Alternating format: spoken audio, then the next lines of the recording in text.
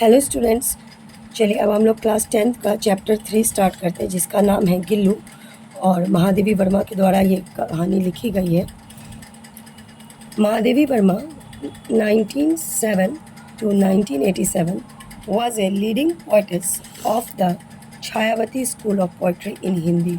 She was also a well-known story writer and editor of the famous Hindi weekly Chand. तो महादेवी वर्मा जो थी, उनका जन्म 1907 ईस्वी में हुआ था और उनकी मृत्यु 1987 में हुई थी।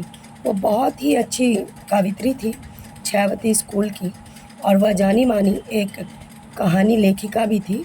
और हिंदी वीकली चांद, यानी वीकली मतलब होता है जो साप्ताहिक पत्रिका होती है चांद नाम की, उसकी फेमस एडिटर भी थी, यानी संपादक भी थी।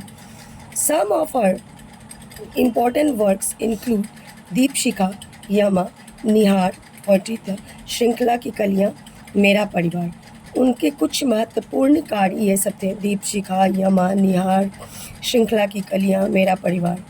She was the recipient of Mangla Prasad prize, Bharat Bharati award and the Janpad award along with Padma Bhushan. She was elected fellow of the Sahitya Akademi. तो उन्हें इन सभी पुरस्कारों से नवाजा गया था, जिसमें पद्म भूषण भी था, और वह साहित्य अकेडमी की एक इलेक्टेड मेंबर भी थी। इस पे आप ये थोड़ा सा वर्क देख लीजिएगा। Work in small groups and discuss the following. Do you like this story? Do you like stories? क्या आपको कहानी पसंद है? Why do you like stories? आपको कहानी पसंद क्यों है? 3 नंबर में tell any story on love between man and animals. तो महादेवी वर्मा का जो कहानी होती है, उन्हें वास्तविक में जानवरों से बहुत प्रेम है। तो आप भी कुछ ऐसी कहानी कहिए जो मानव और जानवर के बीच के प्रेम की गाथा बताता है। आइए कहानी को हम लोग शुरू करते हैं। Gillu. Unexpectedly one morning when I entered the veranda from the room, I saw 2 crows playfully poking their beaks at the flower pots as if engaged in the game of hide and seek. Mahadevi Verma कहती हैं कि अचानक से एक सुबह जब वो अपने रूम से बरांडा पे निकलती हैं तो क्या देखती है? क्रो मतलब होता है कौवा, जो आप लोग को पता होगा। 2 कौवे कोई चीज़ को पोक कर रहे थे, यानी कि उसको अपने चोंच से चुभा रहे थे। उन लोगों को देख कर, फ्लावर पॉट्स के पास, तो उन लोगों को देख के ऐसा लग रहा था जैसे वे हाइड एंड सीक खेल रहे हैं, यानी कि लुका छुपी का खेल खेल रहे हैं।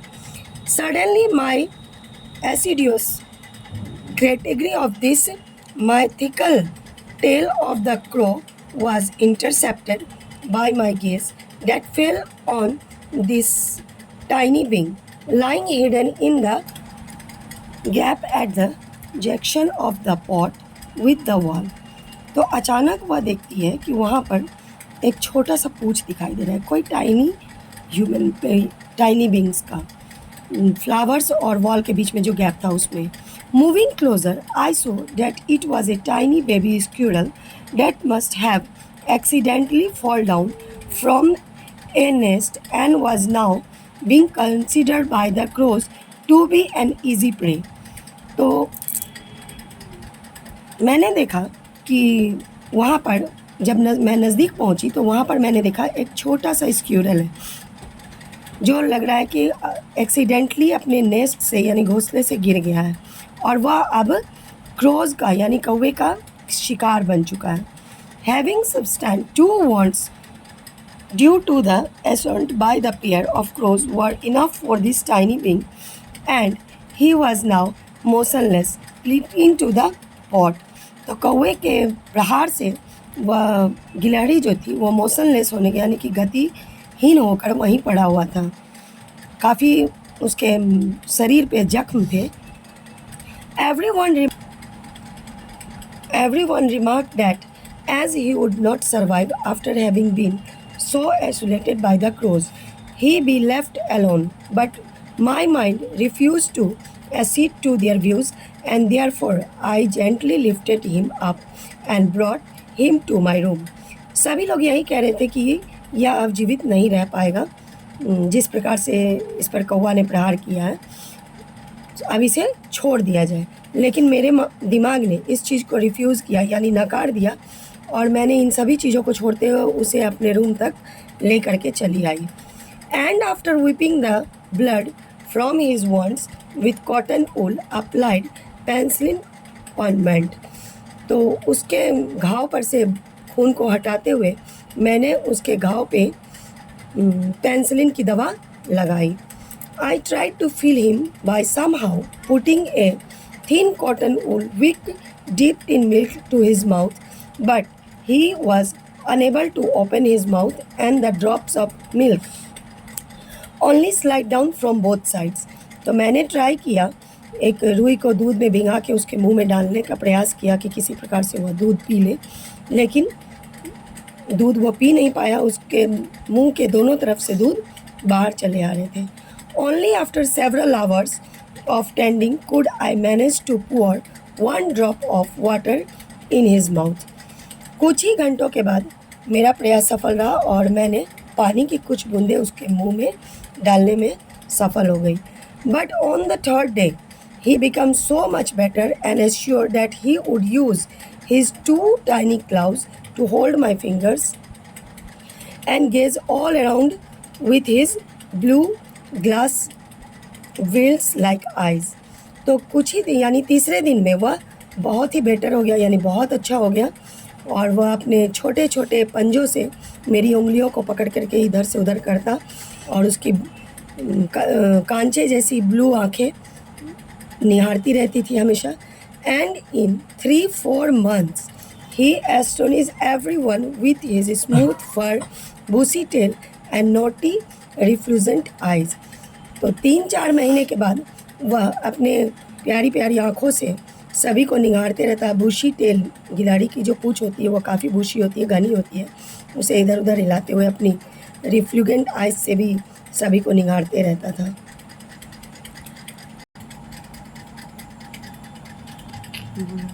A transformation from common to proper noun followed and we started calling him Gillu. Common noun से प्रॉपर नाउन, यानी कॉमन नाउन हो गया जातिवाचक संज्ञा और प्रॉपर नाउन हो गया व्यक्तिवाचक संज्ञा। तो गिलहरी तो हो गई जातिवाचक संज्ञा, और उसे गिलहरी से उसका नाम रख दिया गया, यानी कॉमन नाउन से उसे प्रॉपर नाउन में चेंज कर दिया गया, उसका नाम रखा गया Gillu. Gillu, I hang A light weight flower basket lined with cotton wool on the window with the help of a wire. For 2 years, this was Gillu's abode. All were pleasantly astonished at his antics and intelligence. तो मैंने एक flower basket लिया, plastic का जो basket वगैरह होता है वो टाइप का, उसमें कॉटन वूल वगैरह डाल के तार की मदद से उसे खिड़की पे लटका दिया, जो गिल्लू का 2 वर्ष के लिए एक घर के रूप में रहा। When I would sit down to write, he would be seized by such an acute desire to attract my attention that he devised a novel way of doing it. He would venture close to my feet, go swiftly up the curtains, and descend with the same breakneck speed. तो जब कभी भी मैं लिखने बैठती थी, वह मेरा अटेंशन पाने के लिए अजीब अजीब सी हरकतें को करता था। वह कभी मेरे पैरों पे आके गिरता, कभी तेज़ी से पर्दा के पीछे चले जाता, फिर उसी स्पीड से उतर करके मेरे पास आ जाता। This sequence would continue till the time I got up to catch him. यह सीक्वेंस जो है कंटिन्यू तब तक चलता रहता था जब तक कि मैं उसे पकड़ न लूँ। On some occasions I use to hold Gillu and put his tiny body in a long envelope. Sometimes he would continue to stand on the table, leaning against the wall in such an amazing condition for hours, and watch my activities with his radiant eyes. कभी कभी गिल्लू के शरीर को एक envelope type में डाल देती थी, और कभी कभी तो इस प्रकार से कंटिन्यूसली टेबल पे खड़ा रहता था, और ये कंडीशन जो थी काफ़ी अमेजिंग थी, और मेरी एक्टिविटीज़ को, मेरी क्रियाकलापों को वह अपनी रेडियंट आइज से देखता रहता था। तो इसमें 4 क्वेश्चन हैं, अगर आप लोग से बन जाए तो बना लीजिएगा, नहीं तो मैं दूसरा पार्ट बनाऊंगी तो उसमें पहले क्वेश्चन बना के फिर मैं वीडियो स्टार्ट करूंगी। How did Gillu sustain wants? Who start calling the tiny baby squirrel as Gillu? Which ornament was applied on the wands of the tiny baby squirrel? What does the transformation from the common to the proper noun imply? What difference does a name make? तो thank you. आज मैं यहीं पर अपना video को समाप्त करती हूँ। कल पार्ट 2 स्टार्ट करूँगी। और लगता है आप लोगों को मेरा वीडियो पसंद नहीं आ रहा है,